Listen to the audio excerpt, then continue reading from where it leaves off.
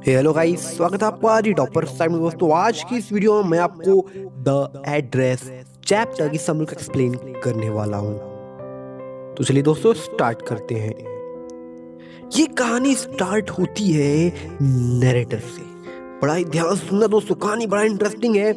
Narrator जाती हैं एक घर के पास, उस घर के डोर को नॉक करती हैं। डोर ओपन होता है, जरा सा डोर ओपन होता है और जो घर की मालकिन थी जिसका नाम मिसेस डॉर्लिंग था, वो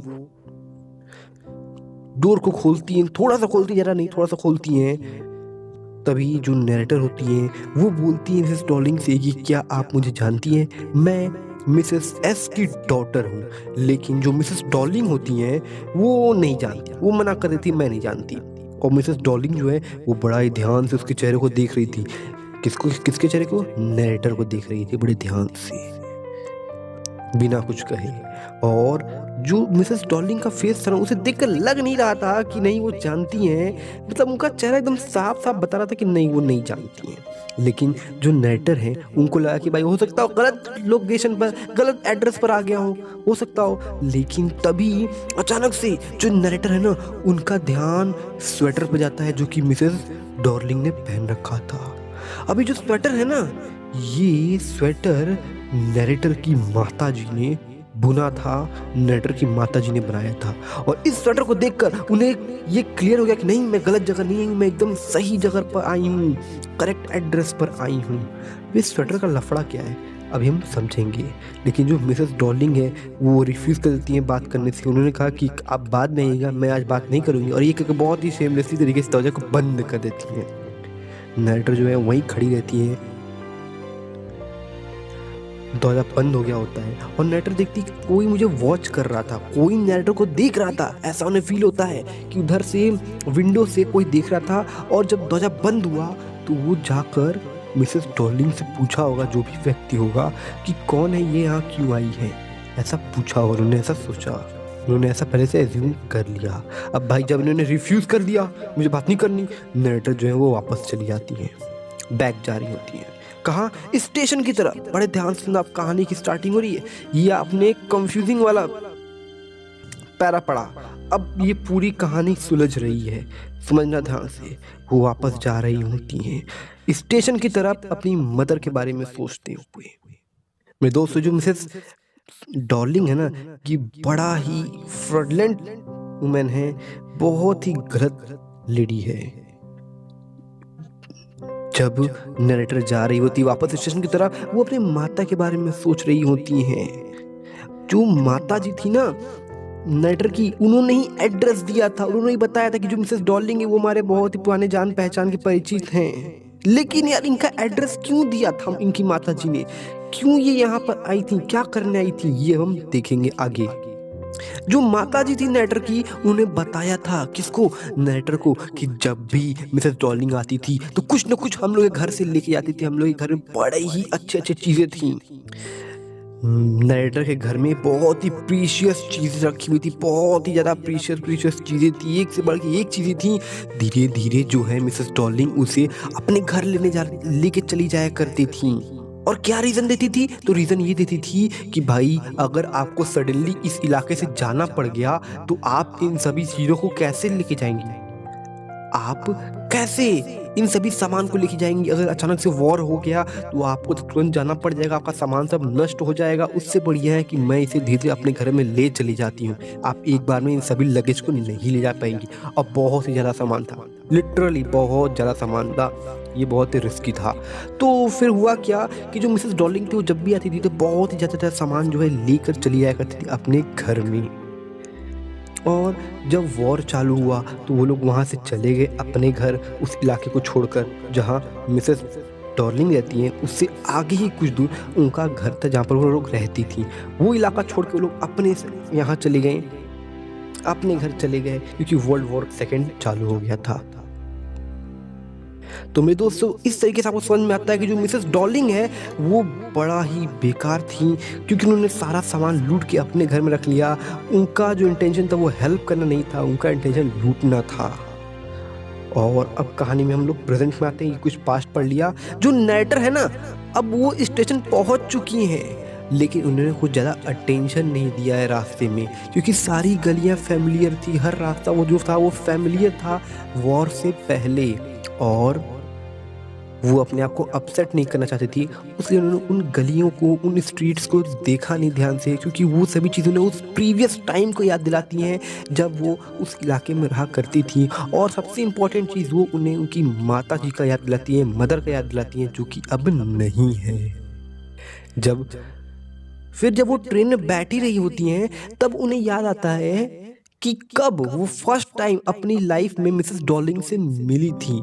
तो जब उनकी माता जी जिंदा थी, तब मिसेस डॉलिंग के बारे में माता जी बताती थी नरेटर को कि वो जो मिसेस डॉलिंग है वो ब्राउन कोट पहनती है, वो शेपलेस हैट पहनती हैं, और जो मदर हैं, किसकी मदर, नरेटर की मदर, उन्होंने बताया कि जो मिसेस डॉलिंग है ना, वो नंबर 46 मैरकोनी स्ट्रीट में रहती हैं।